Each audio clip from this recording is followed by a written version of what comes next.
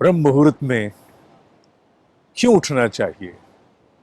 ब्रह्म मुहूर्त का ऐसा क्या महत्व है कि हमारे ऋषियों ने आदिकाल से इस पर इतना अधिक बल दिया है? इस विषय पर बात करने के लिए मन बहुत दिनों से था, पर मैं चाहता था कि ऐसे वातावरण में इसकी चर्चा की जाए जो इसके लिए सबसे उपयुक्त हो, जहां गंगा की गोद, हिमालय की छाया दोनों एक साथ उपस्थित हों। मेरे पीछे आपको दिखाई दे रहा है हिमालय का एक विहंगम दृश्य, जिसमें अपनी भुजाएं फैलाए उसके पहाड़ दोनों तरफ दिखाई दे रहे हैं और बीचों बीच मध्य में दिखाई दे रही हैं मां गंगा।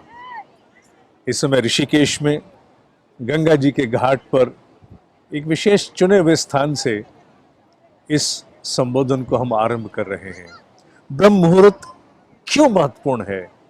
ऐसा क्या है जो ब्रह्म मुहूर्त के साथ इतना जुड़ा कि ठीक है, स्वास्थ्य की दृष्टि से तो बात समझ में आती है, पर अध्यात्म की दृष्टि से इतना अधिक बल इस पर क्यों दिया गया? कोई ऐसा कारण निश्चित रूप से रहा होगा जो सूक्ष्म स्तर पर मनुष्य को प्रभावित करता होगा, जिसके लिए ऋषियों ने इतने बड़े बल के साथ इसे बार बार अनेकों रूपों में दोहराया। गुरुओं के माध्यम से ये आज हम तक एक स्थापित सत्य की तरह पहुंचा है। ये भी सत्य है कि ब्रह्म मुहूर्त में उठ पाना हर किसी के लिए सहज नहीं होता है। कोई नहीं, सहजता की, सुगमता की बात बाद में करेंगे। सबसे पहले जानते हैं ब्रह्म मुहूर्त का महत्व क्या है। हमारे प्राचीन भारतीय मनीषा की विद्या के अनुसार एक दिन में, अर्थात दिन और रात मिला लें, तो लगभग 30 मुहूर्त होते हैं। 48 मिनट के आसपास का एक मुहूर्त बताया गया है, और 2 मुहूर्त मिल जाएं जो लगभग 96 मिनट के आसपास बैठता है। मोटे रूप में इसे आप 2 घंटे माने तो ज्यादा उपयुक्त रहेगा। 2 घंटे का समय ब्रह्म मुहूर्त का सूर्योदय से पूर्व का है, जब सूर्य की रश्मियां अभी पृथ्वी पर आई नहीं होती, उनके आगमन की प्रतीक्षा होती है। वह काल ब्रह्म मुहूर्त का एक विशिष्ट काल के रूप में जाना जाता है।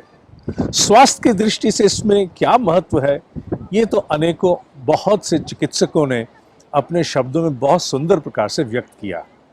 मेरा वह विषय नहीं है। मैं उसे विशेष रूप से ध्यान, अध्यात्म के साथ जोड़ता हूं, और उससे भी ऊपर एक विषय जो आज हम सब के साथ व्यवहारिक जीवन में जुड़ता है, उससे जुड़ता हूं, जो है इनर अलाइनमेंट, हमारे भीतर का समन्वय, हमारे भीतर की स्थिरता, हमारे भीतर की शांति, हमारे भीतर की ऐसी समरसता, एक ऐसा समत्व कि हमारी क्षमताएं विकसित हों, हमारे निर्णय लेने की क्षमता में बहुत बड़ी प्रखरता आए, वो विकसित हो, और साथ ही साथ हमारे भीतर स्फुरना, जिसे हम इंट्यूशन कहते हैं, रचनात्मक विचारधारा, जिसे हम आइडिएशन के नाम से भी संबोधित करते हैं, इन सब में विकास हो सके।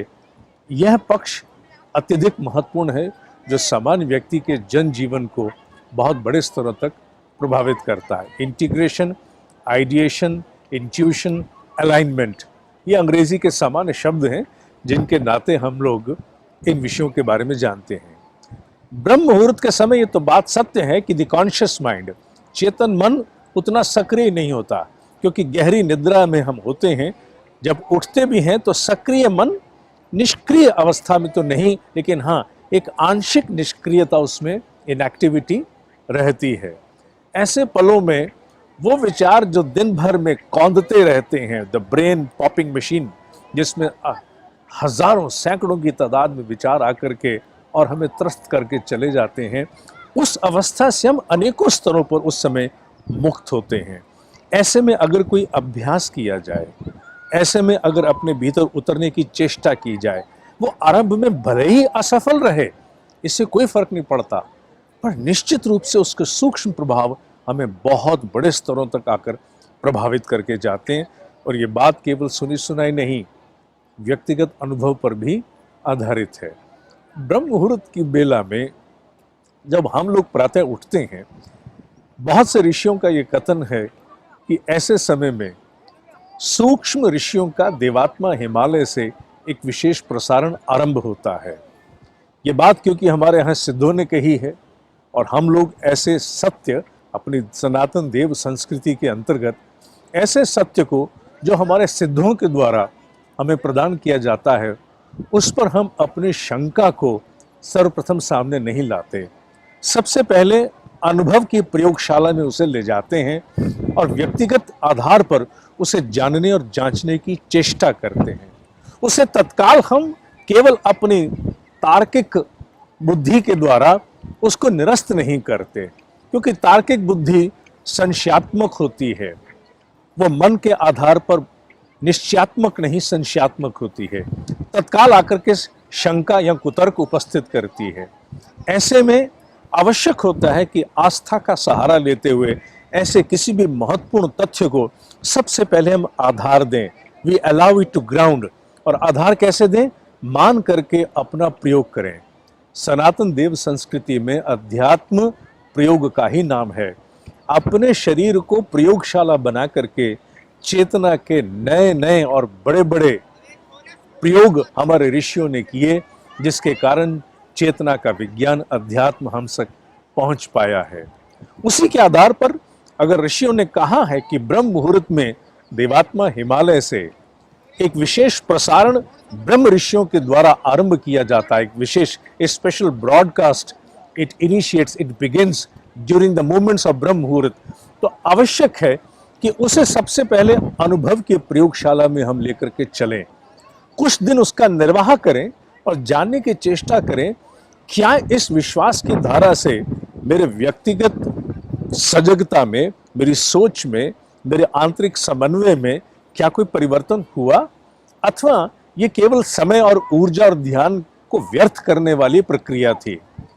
और मैं व्यक्तिगत अनुभव से कह सकता हूं कि जिस किसी ने भी इसका निर्वाह 2 महीने कर लिया, 2 महीने निश्चित रूप से, क्योंकि भीतर इतना असंतुलन मनुष्य के होता है, असंख्यों जन्मों से बहुत कुछ जो हम बैगेज की तरह ढो के साथ लाते हैं, तत्काल वो निरस्त नहीं होता, वो तिरोहित नहीं होता। उसे हटाने में और एक नई स्थापना के लाने के लिए एक समय चाहिए, न्यूनतम 60 दिन का प्रयोग। 60 दिन के प्रयोग के पश्चात मनुष्य को स्वतः ज्ञात हो जाता है, आई फील डिफरेंट, मेरे भीतर एक भिन्नता, एक पृथकता आई है। और अगर वो अनुभव हो तो you can take it forward, अन्यथा आप इसे त्याग सकते हैं। कोई भी विज्ञान इसी बात पर तो आधारित है, ज्ञान को जब तक विज्ञान न बनाया जाए, अर्थात जानकारी को जब तक प्रयोग के द्वारा अनुभूत करने की चेष्टा ना की जाए, तब तक वो विज्ञान की श्रेणी में नहीं आता है। तो अतः आप इस ज्ञान को अपने भीतर का विज्ञान बनाने का प्रयास करो। मेरे ब्रह्म ऋषि कहा करते थे कि प्रातः काल परावाणी में, वाणी के 4 स्तर होते हैं, जो हम बातचीत करते हैं इसके 4 स्तर हैं। प्राचीन भारतीय मनीषा कहती है कि परा, पश्यंती, मध्यमा और बैखरी।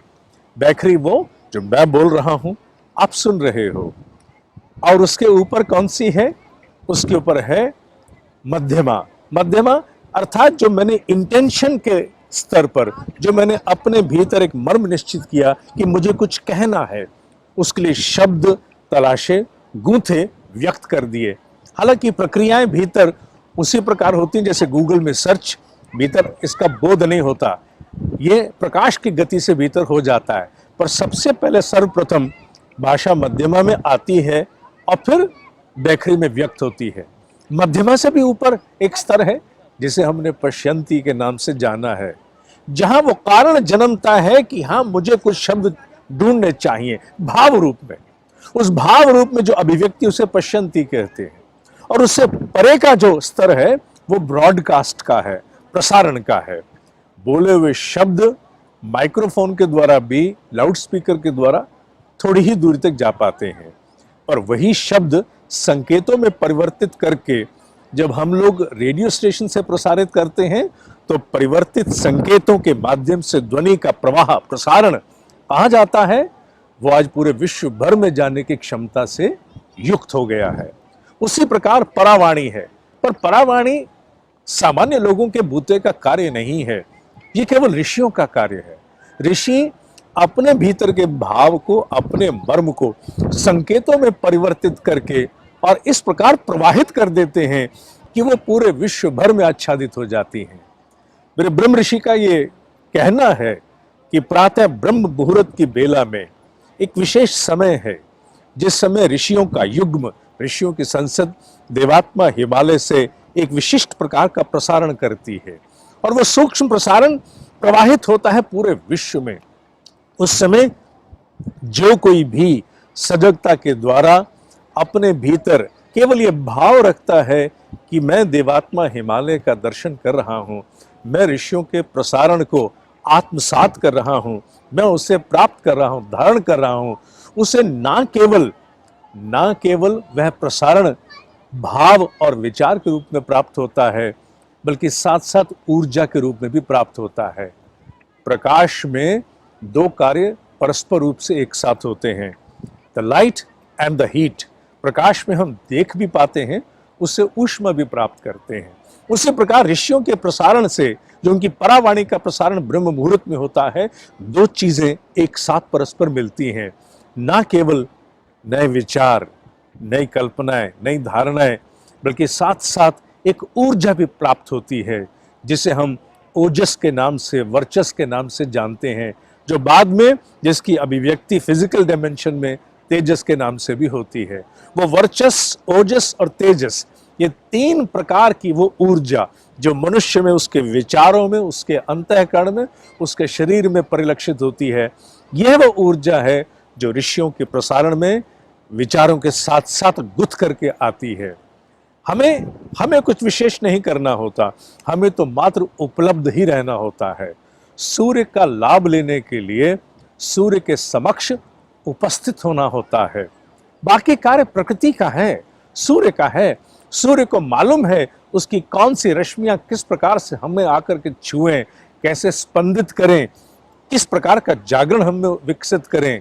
उसी प्रकार उस परावाणी को ज्ञात है कि किस साधक में किस स्तर के आत्मिक विकास की आवश्यकता है, उसे किस प्रकार से पोषण देना है, उसे किस प्रकार से हमें ओजस, तेजस, वर्चस के द्वारा पुलकित विकसित करना है। यह उस ऊर्जा को पहले से ही ज्ञात है। जहां बुद्धि समाप्त होती है, वहां से महाचेतना की कक्षाएं आरंभ होती हैं। The higher plane of consciousness, they begin from the threshold where the intellect ceases to act। जहां बुद्धि समाप्त होती है, वहीं से उस महान सजगता का विकास होता है, उसका प्रादुर्भाव होता है। इसलिए हमें यह जानना होगा कि हम उस ब्रह्म मुहूर्त के समय को, उस ब्रह्म मुहूर्त के काल को, उसे हम निश्चित रूप से अपने जीवन में एक स्थान दें, एक अनुभव दें, एक प्रयोग करें। पूरा जीवन बहुत कुछ सोचते, विचारते, भटकते व्यतीत हो जाता है, बहुत कुछ हाथ नहीं आता। बहुत कम होता है कि सार्थक शिव संकल्प लेकर मनुष्य जीवन में कुछ करने की सोचता है, और सोचता ही नहीं, उसे करना भी आरंभ कर देता है। उसी प्रकार आपसे भी निवेदन है कि ब्रह्म मुहूर्त को अपने जीवन में स्थान दें। आपको अनुभव होगा कि अगर आपने कुछ दिन व्यतीत करने आरंभ कर दिए, आरंभ में अपने आप से जूझना पड़ेगा। हाँ, जूझना पड़ेगा भीतर की तमस के साथ, उस तमस को परास्त करना पड़ेगा, कम से कम उतने दिनों तक जितने दिनों तक किसी प्रकार का परिवर्तन, परिणाम अपने भीतर दिखाई नहीं देता। इसी तमस का सहारा लेकर बुद्धि मन के साथ युग्म अर्थात एक पार्टनरशिप के साथ आती है और शंका उपस्थित करती है। नींद भी खराब की, सुबह उठे भी, कुछ हुआ क्या? और भीतर होता तो कुछ नहीं, बल्कि जो नींद छूटी होती है उसका भारीपन आंखों पे और मन पे दिन भर बना रहता है। धीरे धीरे मन और बुद्धि की शंका को आधार मिल जाता है। 10 दिन हो गए करते हुए, 10 दिन से नींद खराब कर रहे हो, कुछ हुआ क्या? कुछ नहीं हुआ ना आगे होगा, छोड़ दो। कम से कम वो समय नींद का खराब मत करो, स्वास्थ्य पे बुरा असर पड़ सकता है। बुद्धि मन से सबसे पहले प्रभावित होकर के शंका लाती है। मनुष्य अगर शंका को अपने संकल्प से परास्त करता है तो वह दूसरा अस्त्र उठा लेती है, और वो दूसरा शस्त्र कौन सा है? भय का। भयभीत करने की चेष्टा करती है, और वो भय केवल भीतर के मन से ही नहीं, बाहर से भी आता है। मान लीजिए आपने किसी से चर्चा कर दी, इसीलिए कहते हैं अध्यात्म की साधना की चर्चा बहुत उपयुक्त व्यक्ति से ही करनी चाहिए। उपयुक्त पात्र ना हो तो चर्चा मत करो, अन्यथा क्या करेगा वो, आपके भीतर की शंका और भय को आके सींच जाएगा, उसे खाद पानी डालेगा और कहेगा क्या कर रहे हो तुम, सुबह की नींद खराब कर रहे हो, तुम्हें ध्यान ही लगाना है ना, तुम्हें ध्यान लगाना है तो जब उठो उस समय लगा लो। अच्छा, अगर वो ऋषियों का प्रसारण है तो आकाश में कहीं खो गया है, वो वहीं होगा, आकाश में जाएगा कहां, तुम तब प्राप्त कर लो। अर्थात तुम्हें शंका और भय से अनेकों प्रकार से बाहरी और भीतरी आक्रमण आकर के व्यतिरेक उत्पन्न करने की चेष्टा करेंगे, तुम्हारे प्रयासों को तिरोहित करने के लिए, टू डिसिपिएट देम, पूरी चेष्टा करेंगे। शिव संकल्प जानते हो इसका मर्म क्या होता है? शिव संकल्प का मर्म है शिव, अर्थात जो जैसा होना चाहिए वो शिव है, और जो जैसा होना चाहिए नहीं है वही अशिव है। Conformity to the design of the creator, उसी को शिवत्व कहते हैं। Non conformity to the design of the creator, उसे अशिव कहते हैं। और संकल्प, संकल्प अर्थात एक ऐसा उद्देश्य, एक ऐसी धारणा, एक ऐसा विचार, एक ऐसा लक्ष्य जो परास्त ना हो पाएगा, जिसे न मन परास्त कर पाएगा, न बुद्धि, न पुराने अभ्यास जिनमें तमस कूट कूट के भरी हुई है। क्योंकि अनघड़ अभ्यासों में जीवन होता है। रात को देर से सोना, और रात को ना केवल देर से सोना, बहुत सारी ऐसी सामग्री मस्तिष्क को पूरी तरह से फीड करके, उसे खिला करके, उसको पूरी तरह जज्ब करा के सोना, सारी रात तो मस्तिष्क बेचारा उसी को सहेजने में लग जाता है। ऐसे में जब व्यक्ति सुबह ब्रह्म मुहूर्त में उठता है तो जिसे हम कहते हैं ना हैंगओवर, वो हैंगओवर अपने आप में प्रबलता रखता है। You have to fight it out.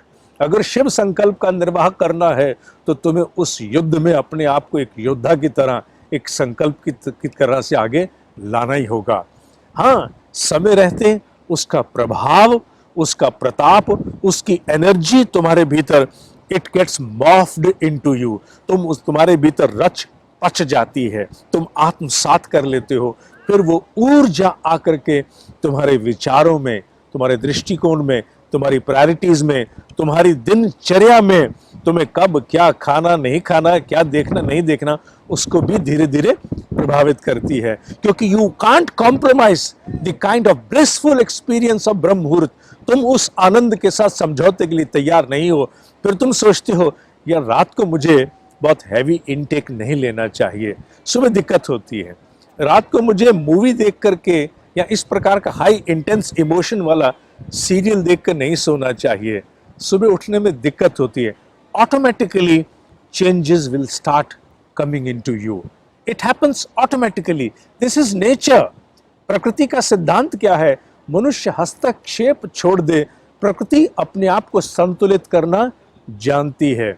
Environmentalist अक्सर कहते हैं सबसे बड़ा पर्यावरण का संरक्षण क्या है?